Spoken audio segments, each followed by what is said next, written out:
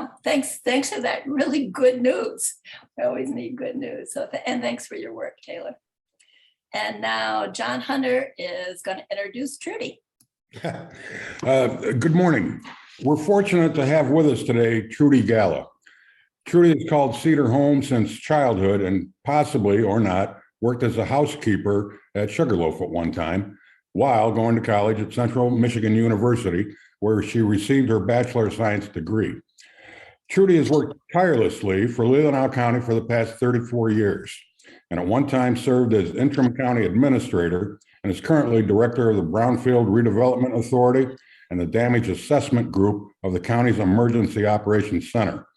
She's a member of the Leelanau County Land Bank Authority, the Michigan Geographic Information System Group, Michigan Recycling Coalition, and is certified with the American Institute of Certified Planners. County Administrator Janik has described Trudy as one of the most professional and dedicated people he has ever encountered. In 2021, Sarah Lucas, president of the board of directors of the Michigan Association of Planning, praised Trudy for leading the creation of award-winning countywide plans and supporting the work of townships and villages planning efforts with the expertise and extensive knowledge she has developed over her many years of service and dedication to lifelong learning. Ms. Lucas also shared the county, its residents, and its incredible natural beauty have all been the beneficiaries of Trudy's dedication of knowledge and planning, and then presented Trudy with the President's Award.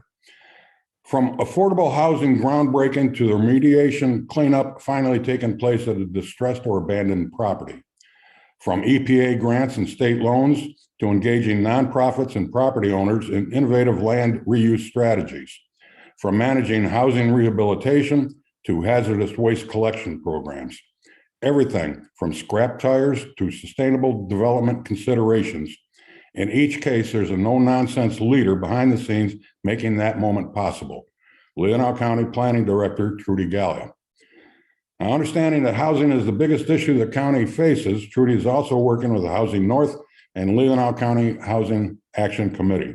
And I quote her, "If we approach the problem with creative and new ideas, I'm confident we will develop various types of attractive housing in our communities to meet the needs of those searching for attainable housing within their budget. Certainly a worthwhile goal." So please welcome Trudy Galla. Thank you. Wow, that was much more of an introduction than I expected. I have to go back and just comment on the whether I was a housekeeper at Sugarloaf or not. I actually was. I was a housekeeper there for a while as well as a waitress.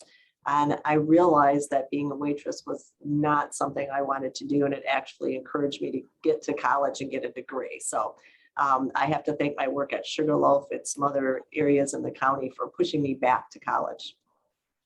So can you, let's see, I have to share my screen here. Let's make sure this works.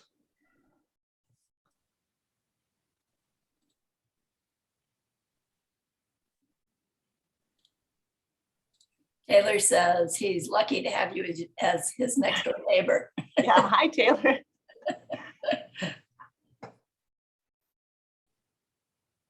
I wanted to, can you see the screen now? Yes, we can. Okay, great. I also wanted to comment there. There are a lot of people on this webinar that I don't recognize your names on the screen. So I think that's great. The more people I can get this message out to, and the more we can keep talking about housing and sharing in the community, the more work will get done. So when I was asked to do this presentation, I thought, wow, there's so much I can talk about on housing. Where do I start? So I put the slides together and tried to give just an overview of a little bit of a history, what the county has done with programs and projects over probably about the last 20 years. And then talk a little bit about some upcoming projects and then end it with where I think we could use some more assistance from your group or any other group. So that's where I'll start.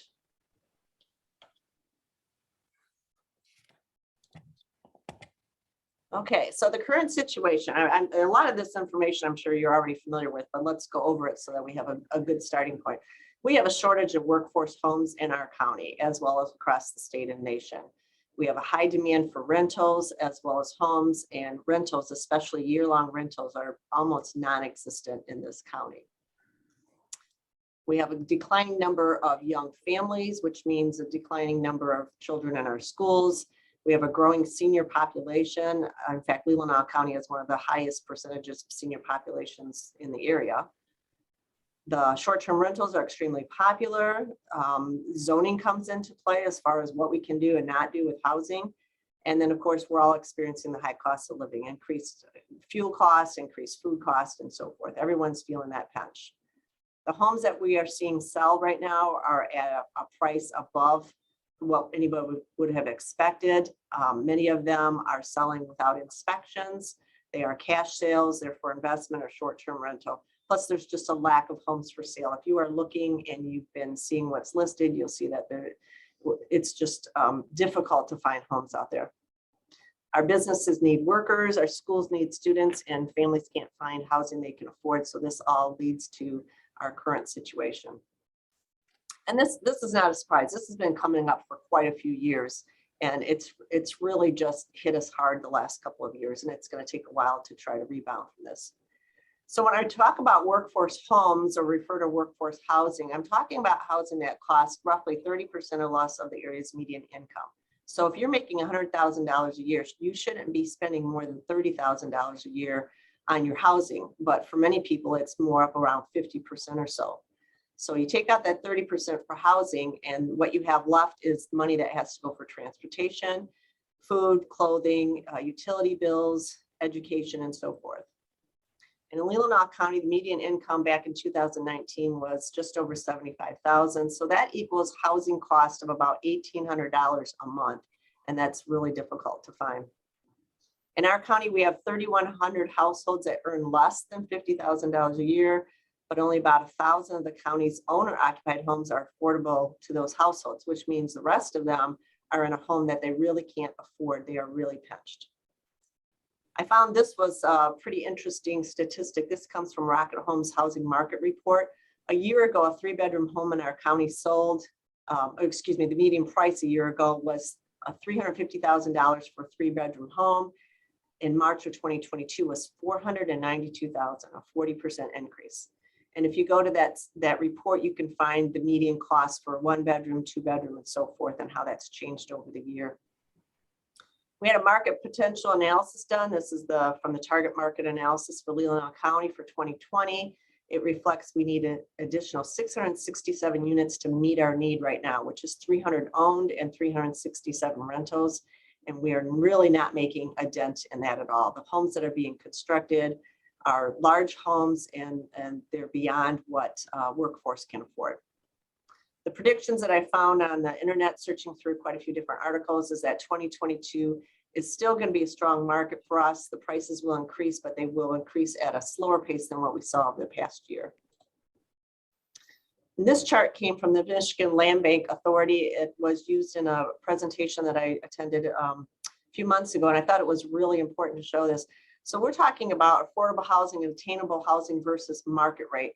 So when we're looking at what we need, if you look at the areas on the left in the blue, everything in blue is 80% area median income or below, and there is some kind of housing assistance available to those individuals. It could be public housing or vouchers. It could be getting into a unit that's supplied by low-income housing tax credit, so it keeps price down, or it can be assistance to home buyers, acquisition, down payment assistance, and so forth.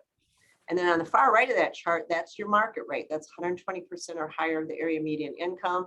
These are individuals that can afford the units. So what we're really missing is the area there in that light orange.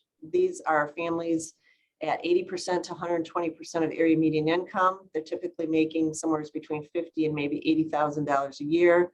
There is no public assistance that they qualify for, and yet they cannot buy the market rate homes. Either they cannot afford them, or they won't get the credit that they need to get a mortgage. You may have heard about ALICE. This is an acronym for Asset Limited, Income Constrained, and Employed. These are households that are working, they're struggling financially, and it's very difficult to cover their basic household needs each month. Any big expense, such as a $1,000 repair to their car or a medical expense, could really put them under or put them in a precarious position because they are struggling so badly financially. The 2020 report for Alice and poverty levels just came out. I was able to pull a little bit of statistics out of there to show that Leelanau County's percent of households in Alice and poverty is now 43%. Grand Traverse County is at 33%. And then the 2019 data for children, I couldn't find the 2021 yet, but for 2019, in our 10 county region, nearly 44% of children, which is about 26,000, live in a household below the Alice threshold, and 11% of them are living below the poverty level. That's a really striking statistic. So housing impacts us all. Although we have many attractive features and people want to live here, they enjoy the water and all the activities that we have here. We have a high cost of living, a lack of housing choices, and that limits our growth, strains our resources, affects our schools, businesses, and so forth. We need a variety of housing options to fill our needs. So we need housing for our working families, our young families, seniors who may want to downsize into smaller homes, disabled individuals, and of course, seasonal workers as well. One of the other things we need to remember is that we need to take care of our existing homes. If we don't maintain healthy conditions in our current supply of homes, then we are creating a future problem, because most likely those are lower income families that will end up in those homes. And if they get in there and find out that they have some expensive, costly repairs, we haven't done them any good. They're in a tough situation now to try to rehab those homes. So we need to maintain the quality of our existing homes. This chart here, I just wanted to share with you because these are the programs that the county ran from 1993, and they ran through my office. I administered almost all of these. We put in $6.3 million into Leelanau County for new construction and rehab projects since 1993. We did 29 new construction projects, and we did 200 rehab projects. Unfortunately, the grant funds through the state for these programs are no longer in existence, and we have very little money left to do rehab projects and no money for new construction.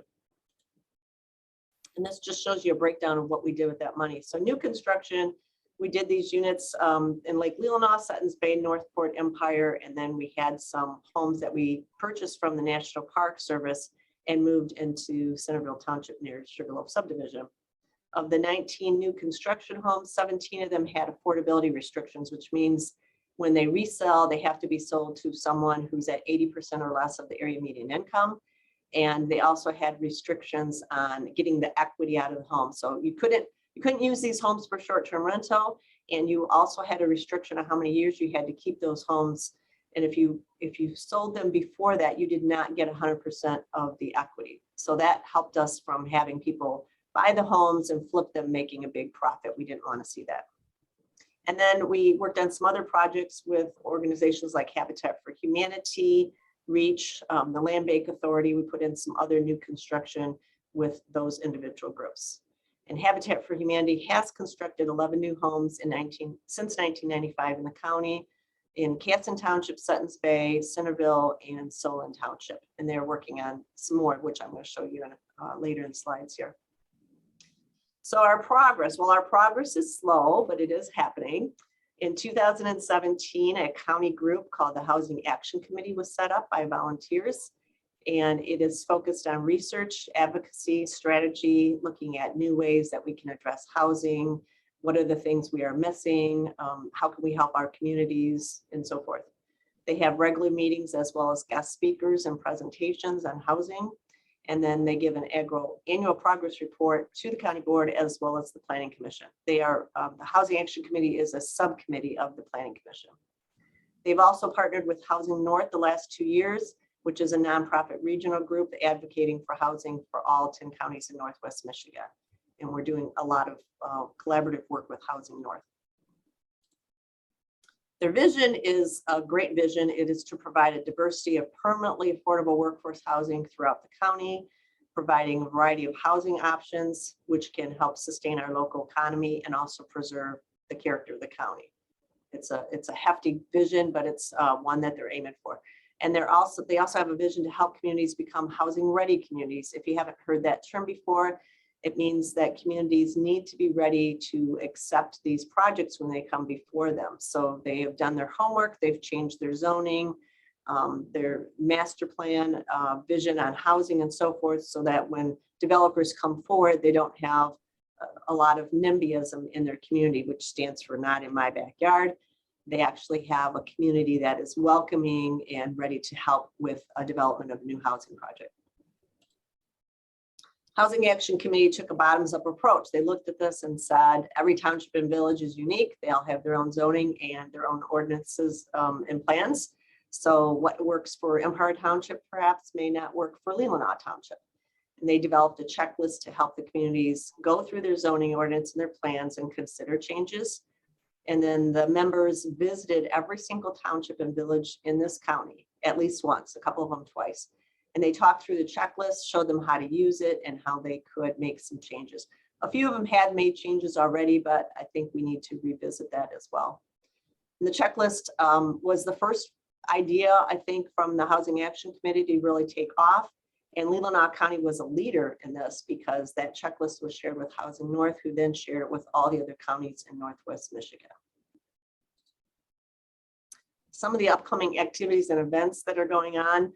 Michigan Association of Planning set up a new committee last year called Zoning Reform Advisory Committee. I am one of the members on that committee, and we are focused on trying to promote and give communities new ideas through zoning and give them language to help them change their zoning ordinances. The idea is to develop a booklet that can be used for any community around the state, and then you'll be able to pull out the sections. So for instance, in Leelanau County, we're more rural. We wouldn't be interested in what Flint or Saginaw might be doing in the urban area. So we need a different approach. We need something that would address the rural character of the county. And we have upcoming meetings. We're hoping to have some work ready by later this year. Housing North has a webinar coming up on April 14th, a real conversation about housing, and you can register for that at their website, which is listed at the bottom of this page. And then our county and Housing North, MSU Extension, and several other counties are working on 2 upcoming webinars dealing with accessory dwelling units. And I have pushed for this as well as the Housing Action Committee, because we feel this is the low-lying fruit. This could really be a way that we could help out with housing in our county. And I'll give you just a little bit about it because we're still working on the program. But we want to talk about the history of ADUs, how homeowners themselves can create these to help our housing needs, and then give examples to communities on how they could change their zoning to encourage more ADUs. Part 2 has to go into more depth. We need to talk about the zoning, the ownership, the assessment, taxes, and so forth. So the first session will be held on Friday, May 13th. It is going to be taped. If you cannot attend it, you'll be able to view it at a later time. And I thought it was interesting that we came up through Housing Action Committee, one of our members came up with the title of Invisible Housing, because accessory dwelling units can really be put in and you don't see them. Apartments above a garage, part of your house designated ADU, maybe a granny flat in the backyard and so forth. So one of the reasons I would really like to push this is because I watched a session called Helping Homeowners Become Home Creators. And there were a lot of different examples from out east on how these communities developed their zoning to allow these accessory dwelling units. And then they leaned on the homeowners themselves to develop housing that is needed in the community instead of always waiting for developers to come in, buy 5 acres, 10 acres, 20 acres, whatever, and develop a big housing development. We have homeowners here that already own the land. They have a house. There are ways to modify things and provide these other units, which can also provide income for the homeowners. So I hope you can attend one or both of those sessions. Another session coming up is presented by MSU Extension called Opening Doors to Attainable Housing. There are 2 sessions, April 12th and 13th, and I will share that link after this session and a flyer on that program. So some of the new projects that are coming up in Leelanau County, Maple City Crossings, and this is going to be developed by Habitat for Humanity.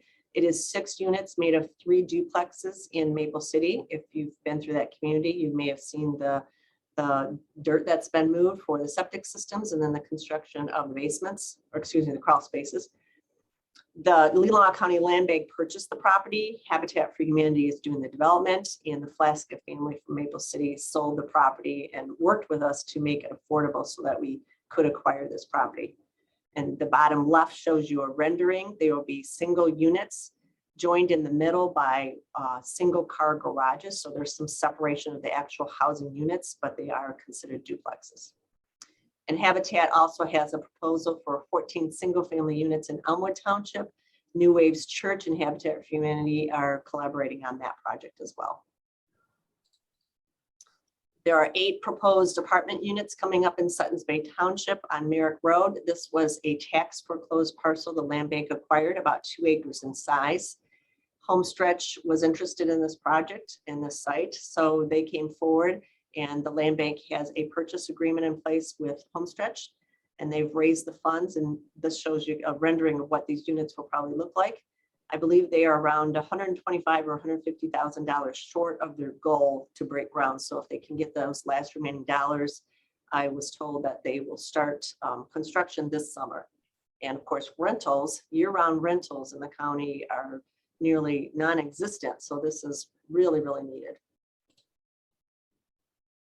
Some of the lessons that I've learned working on all these projects and programs over the years is that leveraging and subsidy is crucial to develop more housing units.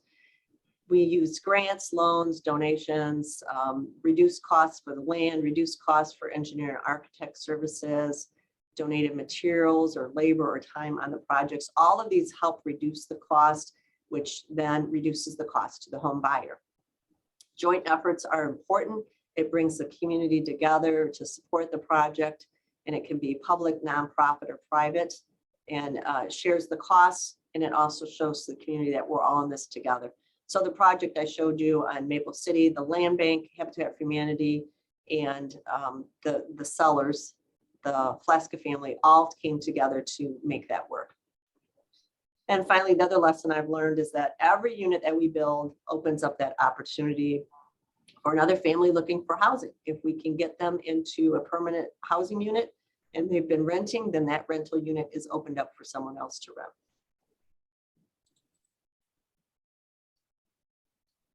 I've talked about some of the local agencies that are working on housing, and here are a few other ones. Northwest Michigan Community Action Agency. They have a foreclosure prevention, down payment assistance, home ownership counseling, and so forth. They also do a weatherization program and rehab work.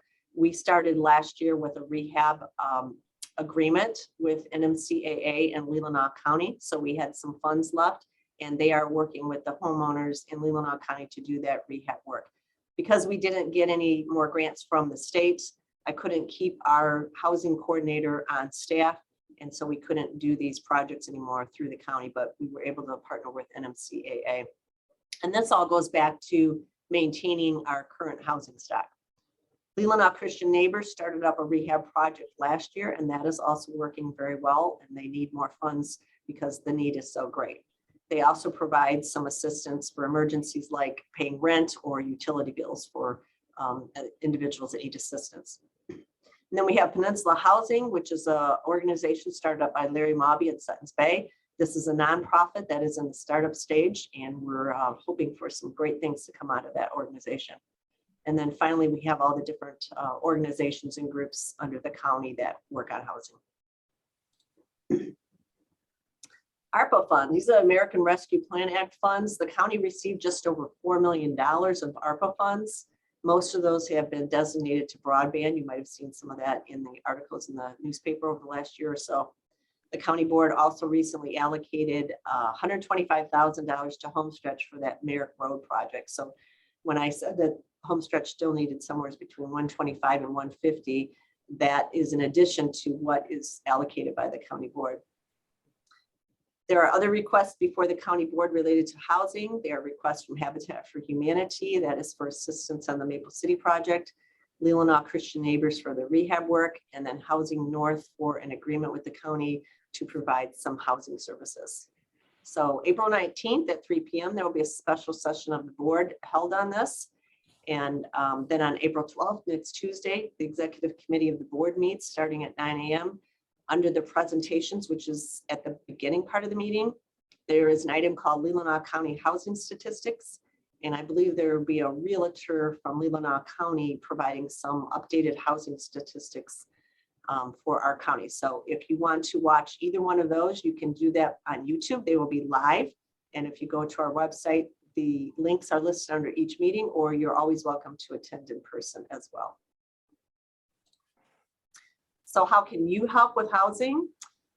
Be advocates in your community. We really need that, especially from citizens. It brings a different approach to our local communities than having individuals from the county saying, you need to do this, or you need to change that.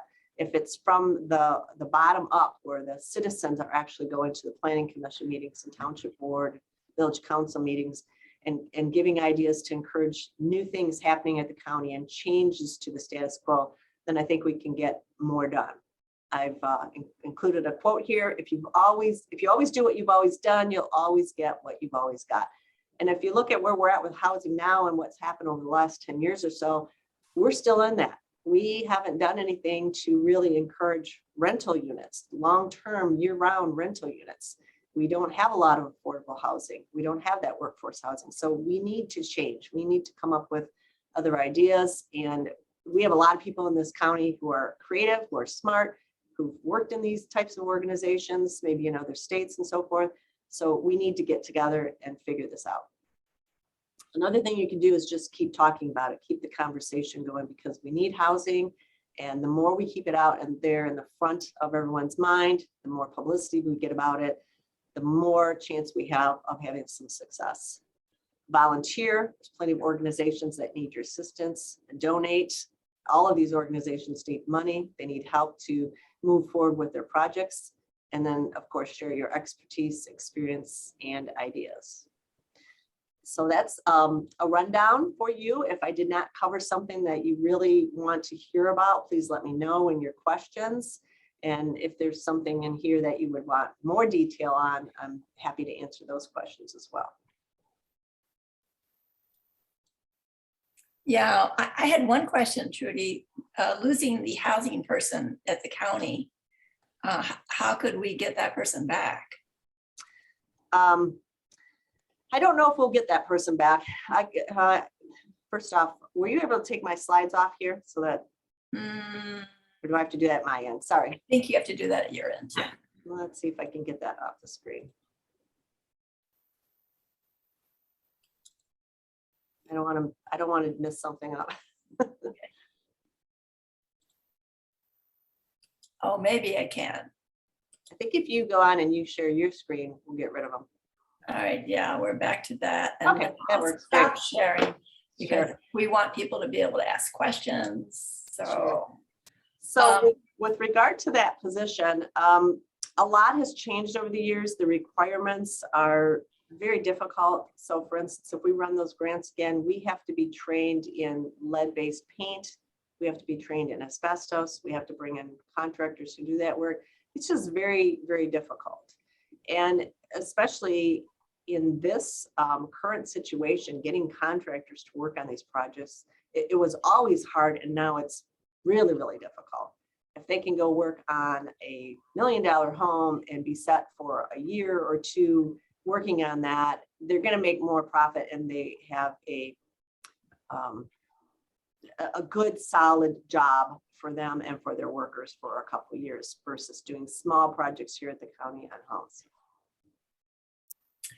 okay, Take asked if these slides will be available. Yes, I will share them with you, and feel free to pass them around to anyone you want.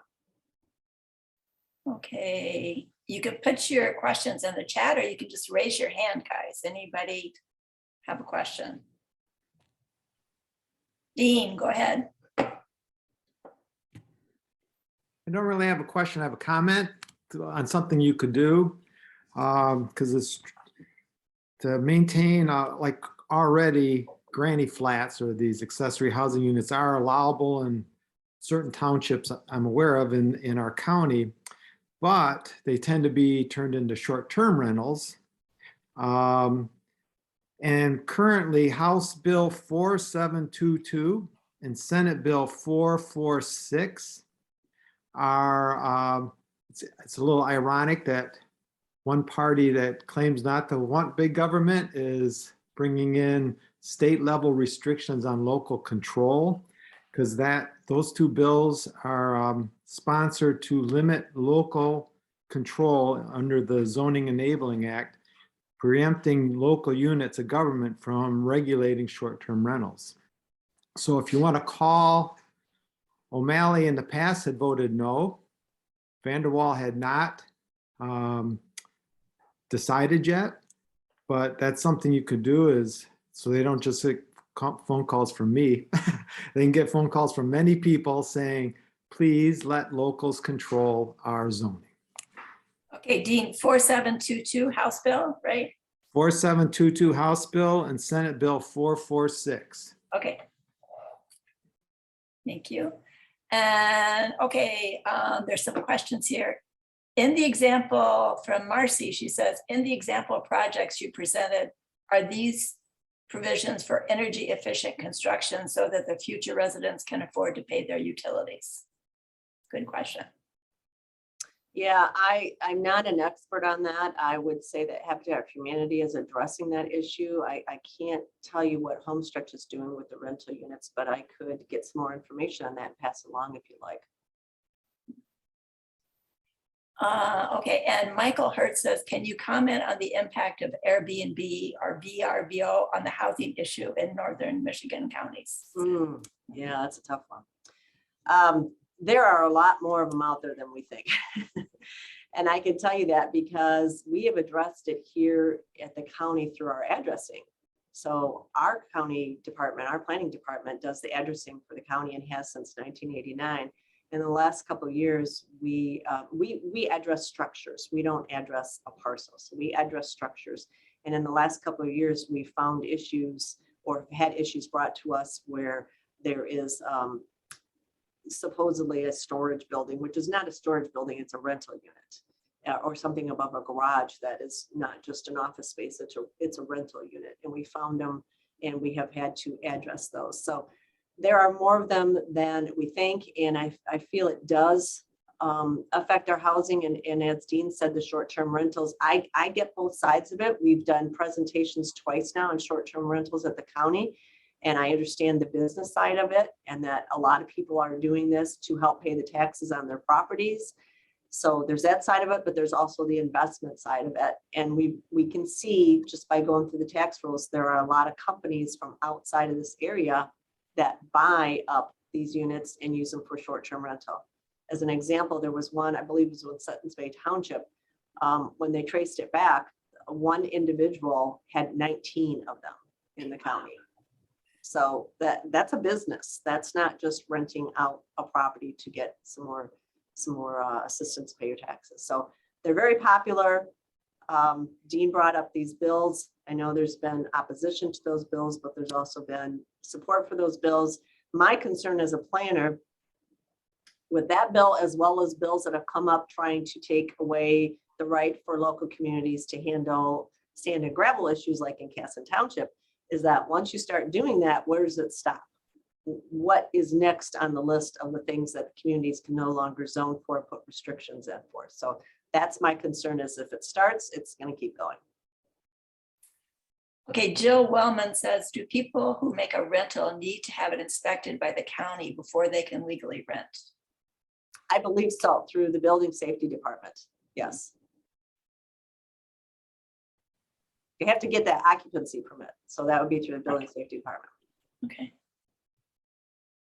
Anybody else want to wave a hand or comment?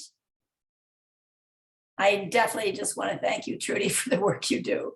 I'm so impressed with how organized you are and the history and the future thinking.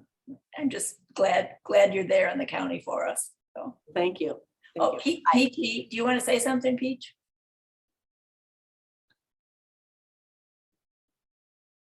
I could find my unmute button. Yeah, it was a very interesting presentation, and thank you very much, Trudy.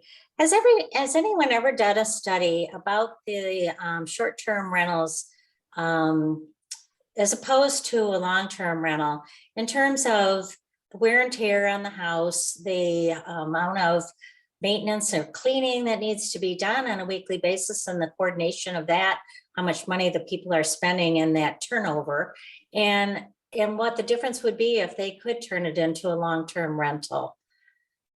Is there anybody that's ever done any comparison on those kinds of things? Not that I'm aware of, but I just jotted a note down. So I'm going to check on that and see if we can find any information on that. I will tell you some of the things that I've heard here from people who were in long-term rental and are switching to short-term is that they feel as landlords that the renter has the law on their side with the long-term rental. And it creates problems for them if a person gets in and, let's say you got a good renter, they get in there and then they stop paying rent. There is a whole legal process to go through to evict them. And I've never been a landlord or a renter, so I'm just passing this on. And they said it really is on the renter side, especially if there's children in the home. The courts are a little reluctant. They're more likely to give them a little more time to get out than to put them in a homeless situation. Versus short-term rental where they are prepaid online. They usually include cleaning cost and so forth and a deposit. They get their money up front. The individuals come in for a week or 2 weeks and they leave, they flip it and they do it again. And so they don't have to deal with these other issues.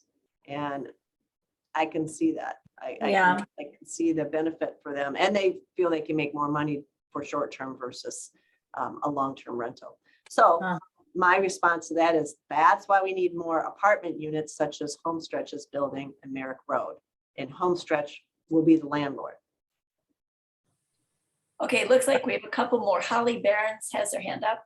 Holly, you want to? I'm here. Okay. Trudy, thank you for educating us this morning. I guess one of my thoughts was historically in Leelanau County, a lot of the seasonal employers, not a lot of them, but like I think of the resorts, provided housing for their seasonal help.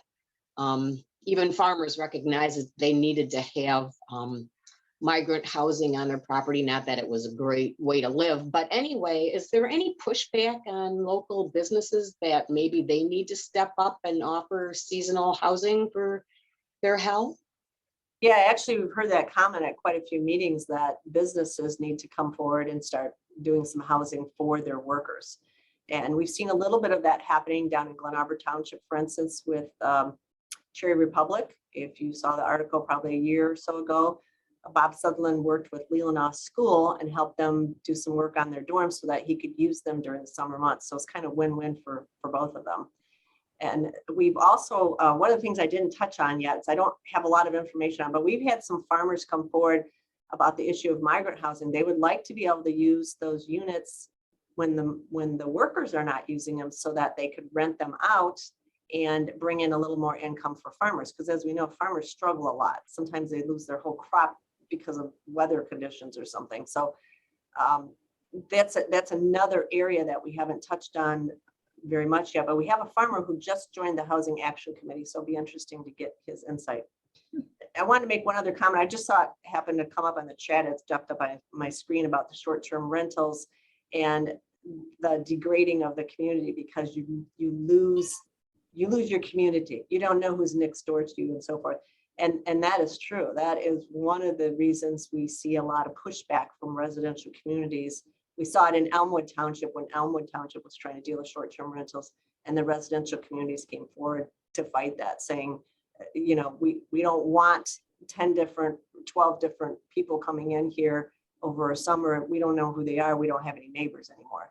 Plus you lose, when you don't have those people living there, you lose the opportunity to put them on local boards and planning commissions and your schools and so forth. There's a lot that property owners bring to your community that you can lose when you don't have someone living there consistently. I see Dean has his hand up. Just one more quick comment on the short-term rentals. That as a Lake Association member, we've looked into, we think it's a serious issue, the demand on septics. Because often these short-term rentals are over-occupied. They're not designed to house bachelorette and bachelor parties. They're designed for single-family dwellings. And with the rapid turnover, especially of downstate people who are unfamiliar with septics, and what goes into the systems, we see that as a looming crisis for our water systems in Leelanau County. I so agree with that, Dean. Okay, I don't, Bob, do you have your hand up? I do. Trudy, you mentioned large apartment complexes. It's probably one of the best way to get people who have very low incomes into some housing. And my question was, I'm sure the median effective property taxes for these large rental apartments is probably higher than single homes or condominiums. Is that possible? Well, I'll use the one in Homestretch, the one that Homestretch is doing on Merrick Road as an example. They went to the township and they got a pilot for the project, which is payment in lieu of taxes. And so those taxes will be reduced on that property. It's because it's owned by a nonprofit. And I'm not totally familiar with how that works, but I know that for the life of that, they will have reduced taxes on that property. And that helps keep their cost to the renters down. Is it possible, or has anyone ever looked into reforming some of the property taxes so that builders will be more incentivized to invest in large rental apartments? I can take that back to our Michigan Association of Planning group. I think there's probably some information out there that I can share with you. I don't have that yet today, but I can check on that. Yeah, I mean, I know that, we want individual homeowners to help in this partnership of public and private responsibilities for affordable housing. But the average homeowner doesn't have anything really to say about property taxes. I mean, like these large mansions that are being built, they probably pay less in effective median effective taxes than a single family housing, a small, 1,700 square foot home, right? The large mansions are paying less in property taxes, effective. Well, I'm afraid we've gone beyond Trudy's expertise here on the taxes, but we also have Marcy has her hand up. Go ahead, Marcy. Yeah, just a quick comment.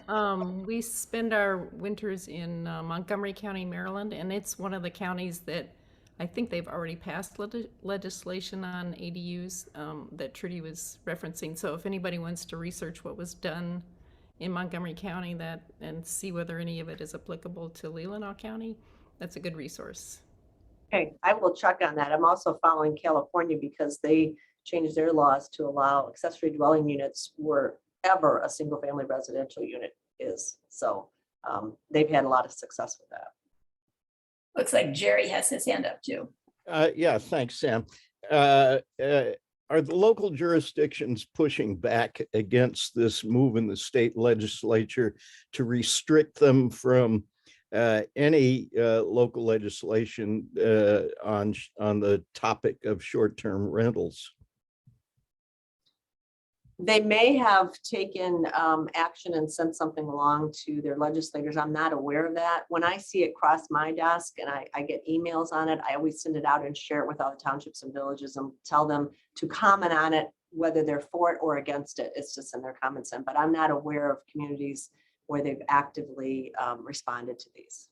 Yeah, the problem is that kind of legislation would keep this area forever a subject playground for the very rich and without any people or amenities here, oddly enough. But it's very dangerous legislation. I can say that there are communities in our county that have taken the stance to not deal with short-term rentals, to just not touch it.